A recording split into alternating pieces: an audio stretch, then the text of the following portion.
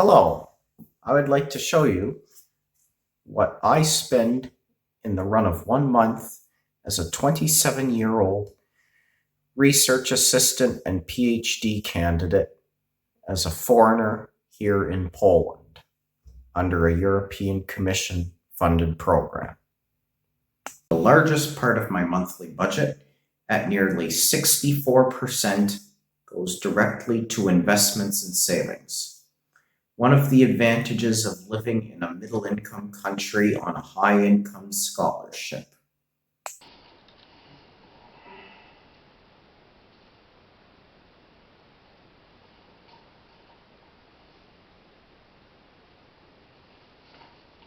The next largest portion of my budget, at 11% of my total, is being spent on Polish language classes and tutoring.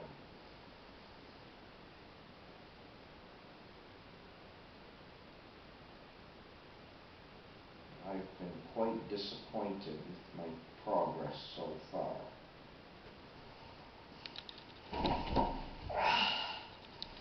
The third largest expense I have, at 8.4% of my budget, is rent. This is my €190 a month apartment.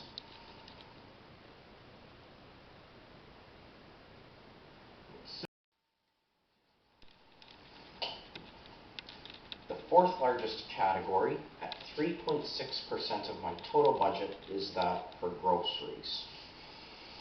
Here you can see I have fruit, I have eggs, I have orange juice, I have corn, and my favorite, the Timbark drinks.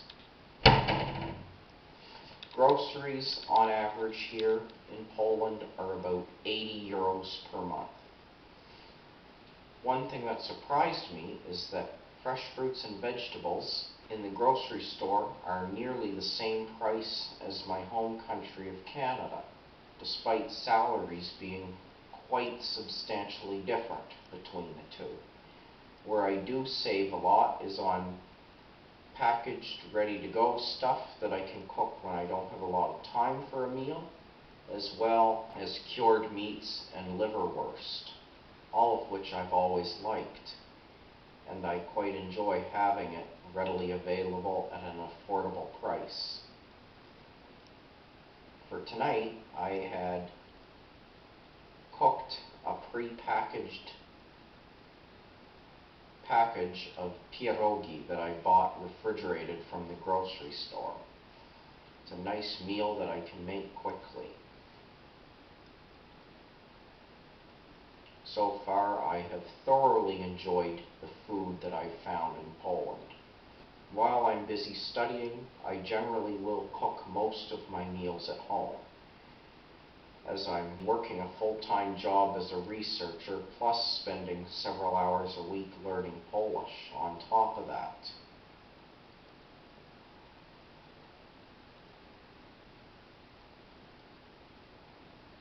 Next up, at €74 a month, are the building maintenance fees.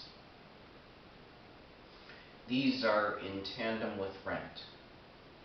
For those of you from Western countries, it might not be so familiar, but here, maintenance fees, even for a rental unit, are virtually the same as those for condominiums. Whether a building is rented or owned, the building maintenance fees are always charged separately from the rent. Next, at 0.8% of the total budget, or approximately €17 a month, is what I spend eating out at restaurants. After that comes fixed line internet at my apartment, coming in at only €10 per month, or 0.5% of the total budget. Next up, at 0.3% of my budget, or just over €7 per month, was what I incurred in bank fees. Finally, at a bargain of just €5 per month, or 0.3% of the total budget, is my cell phone bill. After that comes the physical exercise budget at just over €5 per month, or 0.2% of the total budget. Next comes legal fees at €4.1 a month on average, or 0.2% of the budget. Next up, at €3.36 per month, or 0.2% of the total budget, is my landline telephone. I use this to call relatives back in Canada. It is a VoIP system running over the fixed line internet that I already mentioned.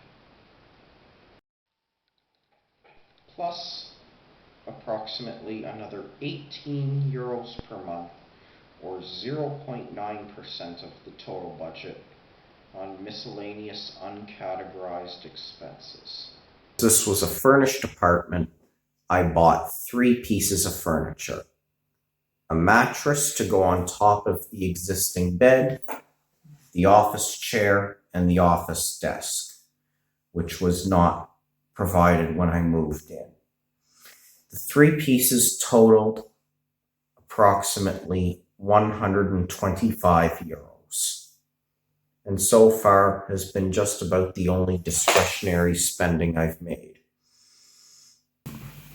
So far, as this was a furnished apartment, I've bought 3 pieces of furniture, as well as stationery supplies.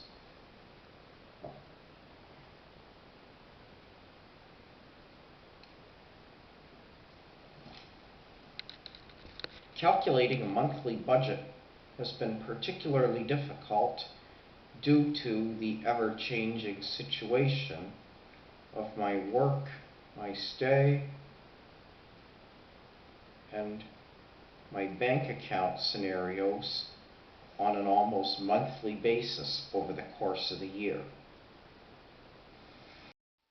Regarding travel, I expect once the current world state of affairs go back to a sense of normality, that this travel budget will become a substantially larger percentage of the total budget. Perhaps to the tune of 5 to 6% is my goal for this. I also expect my phone bills to remain relatively constant for the rest of my time here.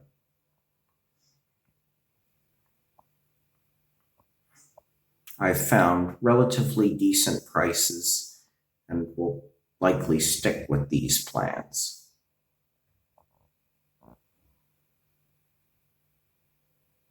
Foreign currency exchange. I do see this going down from 2% of the budget to approximately 0.5% of the total budget. My investments during this 4-month period were all still going into Canadian dollar savings accounts that I was trying to take advantage of while I still could and while I still had tax residency status in Canada. Now that I no longer have that, I will be looking for a euro mutual fund or stock that I can invest in. And therefore, given that my salary is in euros, I will no longer have any currency conversion charges on that section. Legal fees will remain at about 0.2% on average over my entire time due to the residency paperwork cost.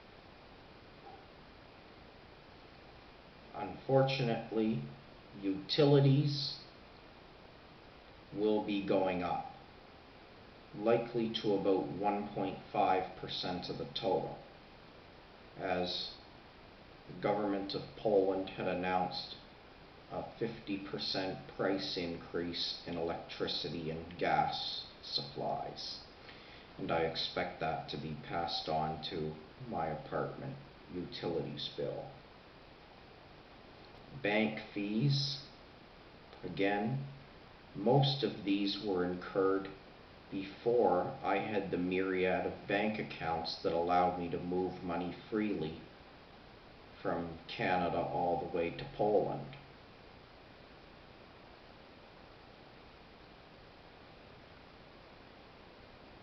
Only once did I have a monthly charge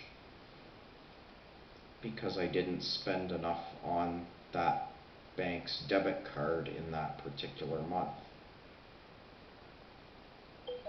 This shouldn't be a problem in subsequent months.